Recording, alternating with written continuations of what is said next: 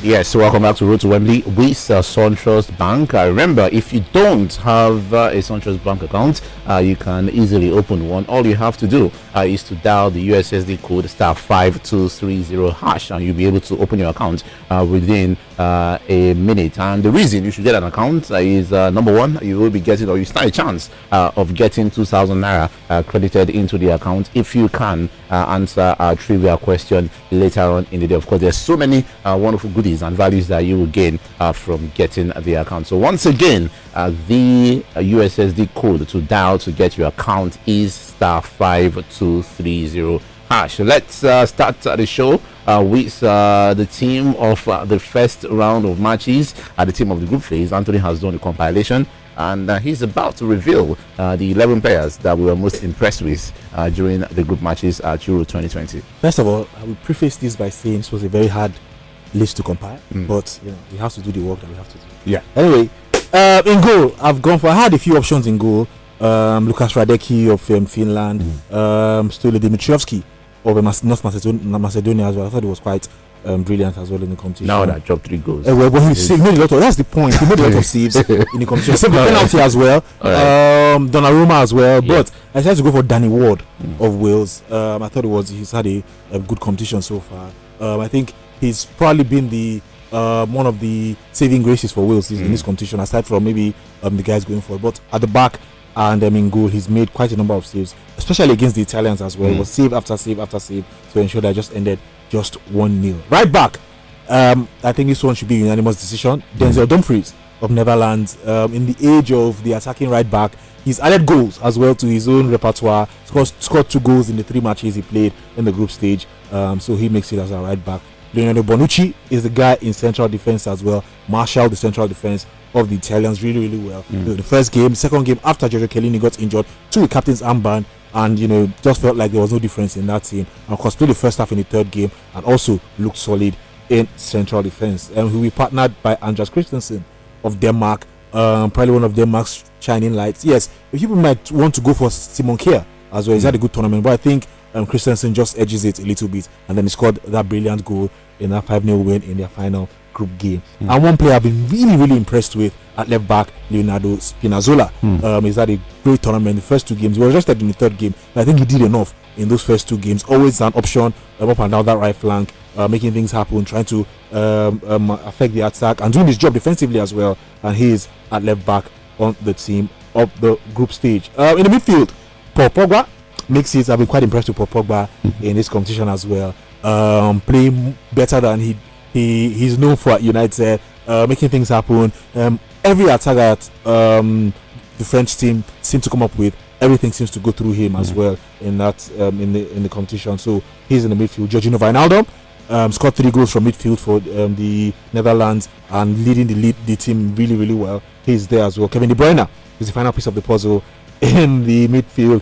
He scored 1 goal, made 1. He didn't start the first game, but came off the bench to show his quality and how important he is in the second game against Denmark, and it was also quite excellent in the third game as well. So he is there in the midfield. In the attack, Cristiano Ronaldo, 5 goals in the competition. I mean, he has to be there as well. Romelu Lukaku, 3 goals in the competition as well. He has to be there. And I went for Patrick Schick. Now, this final one was a bit of a problem because Memphis Depay has been quite impressive in the competition as well. But I think Patrick Schick and his team qualified for the competition, and that goal he scored against Scotland also earns him a place here. So that is our team of the group stage. Coach of the group stage, none other than Roberto Mancini, making it happen for his team, unbeaten, not conceding any goal as well. So he's there, and the clowns of the group stage has to be Turkey. That's what I will say. Yeah, they have to be. I don't think there was any other competitor for that one. So we have Danny Ward in goal, Denzel Dumfries at right back, Leonardo Spinazzola left back, Leandro Bonucci and Andreas Christensen as the central defenders, Paul Pogba, Jorginho Wijnaldum and Kevin De Bruyne in midfield, and Cristiano Ronaldo, Romelu Lukaku and Patrick Schick in attack. Very quickly, Bode Bruno, Gideon Keshi, any complaints, any queries, or you agree 100% with what Anthony Ajula just told us? I'll take up Paul Pogba. I'll replace him with N'Golo Kante. Why? Why are you doing that? I mean, I don't think Conte has been great anyway. So he has been wonderful. Yeah, I think Pogba has probably been a better player for the French team than I don't agree. But that's the only problem you have with the team. It is beyond doing flicks and the. So that's the only problem you had with the team. Yeah. Anything else? I think the forwards. I don't think anyone would have any arguments with the forwards. No. Cristiano Ronaldo, Romelu Lukaku, and Patrick Schick. Gideon, any complaints? Do you have any reservations about Anthony's team of the first round? Not really. Actually, it's a fantastic team because I was thinking of fixing a Luka Modric, but there's nobody to actually replace him with.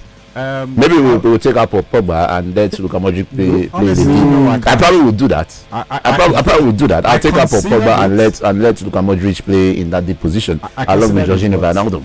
I considered it, but Pogba's had a better run of games than Modric with Croatia. Then also I would leave Patrick Schick out of it and replace him with Memphis Depay. I'm sorry, Memphis has actually come under fire, especially before the tournament, but he's been able to. How many goals does Memphis Depay have? Two actually. So why are we putting him in the? I mean, I considered him, but I decided to plug for Patrick. Why exactly are we putting Memphis Depay? Because he's had it. I mean, how do you define it? The last 3 assists as well. Yeah, 2 goals and 3 assists. 2 of them against Macedonia. Yeah, 2 of the assists against Macedonia. Even Bruno will do assisting. It's not going to pound them like this. Like I tried to help you with an assist later. All right, so yeah. Looking forward to the assist. Looking forward to the great assist. Anyway, thank you very much. So we can all agree that Anthony does a better job of picking a Euros team than the Premier League team, right? All right, let's move on very quickly to the matches tomorrow. The round of 16 matches. Wales against Denmark, and of course Italy.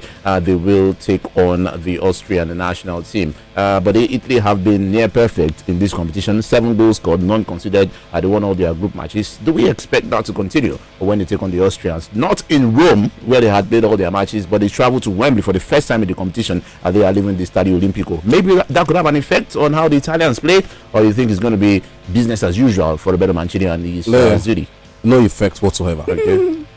The thing about this team is the fact that they're oozing in confidence, they trust each other, and the fact that they play very compact. Like we've noted on this show, it's a case of we've looked for reasons why we feel the Italians can't go ahead to win this competition, and we found it very difficult. I have a reason. They don't have an X factor. I think I said that before. They do not need the X factor because they work as a unit. They don't have. There will be that game that you need someone to take the game by the scruff of the neck. I don't think the Italians have that. That's why I think. That's why. I mean, Insigne is a good player, good player. You know, even by all accounts. But I'm talking about a player in the mold of Kevin De Bruyne who can single-handedly win a game for his nation. Italy don't have that. That's why I think there's going to be a tight game that they will need somebody and they will not find that person. Well. Yes. Until the hour. That's what. Who is the man? We'll find out when he comes. We'll find out when he comes. Marco Verratti. Not Marco Verratti. You know, you look at France, you're thinking maybe that's the game Kylian Mbappe will rise to the occasion, or maybe Paul Pogba. You look at England, you could say maybe Harry Kane. You know, I think, but I can't see that in the Italian. I think we should appreciate the Italians for that because it makes it very difficult. But they say you want to. But it's a fair point. But I'm saying there will be that game that you need someone to step up and take the game by the scruff of the neck. Who's going to do that for Italy? While I see your point, and I think you're going off the fact that there's nobody established who has done that in the past. But like I said, they have players who have the quality to take on defenders or whatever, take them in front of the neck, like you said. Insigne, I mentioned, Chiesa can do that as well. Even though we've not seen him a lot in this command. They haven't done it in the past or whatever, like the reputation Kevin De Bruyne has. But like I said, the situation might call for it, and some of these players have the ability to actually step up to the plate and make something happen. All right, we'll see a quick word though. Anthony, Wales against Denmark, 2 teams that will look at this round of 16 fixture and they will say, you know what, we've got an excellent opportunity to reach the quarterfinal. But personally, I think the Danes go in as favourites. I don't know if you agree. Wales, obviously, if you have Gareth Bale in your team, you have a chance of winning a football match. I think they're fairly evenly matched, but I will agree with you, just slightly. Maybe if Christian Eriksen was playing for Denmark, then the Danes would probably have the edge. But I think even without Christian Eriksen, I think maybe they go into it as slight favourites because of the way they played in the competition, like the way they played against Belgium, like how they're aggressive, and that high press. There was a problem forcing the opposition back and making them make mistakes in front of their own box as well. I like their forward line. Damsgaard has been quite impressive to me as well. You're supposed to Braithwaite hasn't scored yet, but he's been good as well. And then the guys in the wide areas, I always mention those guys in the wide areas. Daniel Vaz on one side and Miley on the other side, really good players. And I think all of this can combine to take the Welsh team apart. All right, so let's call the matches. Let's start with Gideon, Italy against. In case you're wondering why we're not talking about the other round of 16 fixtures, that's because we're still coming here tomorrow. So we'll talk about some of these matches tomorrow. We want to save time and give you the opportunity to win trivia prize today. So very quickly, Gideon, Wales against Denmark, Italy against Austria tomorrow. By the way, Wales Denmark is at 5 p.m. Italy Austria begins at 8 p.m. Nigerian time. I'll still give it to Italy. Fantastic side, very cohesive. 2-1 against Austria. Then the Danes, like you said, slight favourites over Wales, and I would trust them to get a victory. All right, but Bruno, what's going to be the score lines of the two matches tomorrow? Italy 2, Austria 0. Okay. Denmark 3, Wales 2. Okay, interesting. Anthony, finally, on this segment of the show. Italy 2, Wales, Austria 0. Yeah. Wales 1, Denmark 2. All right, so no one giving the Austrians or the Welsh any chance. Anyway, we will take a short break on Road to Wembley with SunTrust Bank. When we come back, it will be time for us to unveil our question of the day. Of course, that means you have a chance. Did you enjoy this video? Hit the subscribe button for more. Leave a comment and like. Thank you.